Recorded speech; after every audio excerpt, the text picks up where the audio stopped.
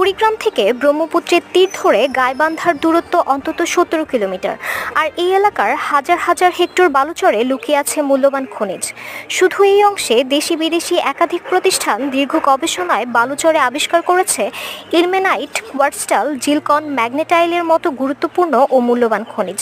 ব্রহ্মপুত্রের তীরবর্তী গাইবান্ধায় 4000 হেক্টর বালুচরে অনুসন্ধান চালিয়ে সেখানকার 2395 হেক্টর বালুচর লিজ চেয়েছে অস্ট্রেলিয়ান এভারলাস্ট লিমিটেড।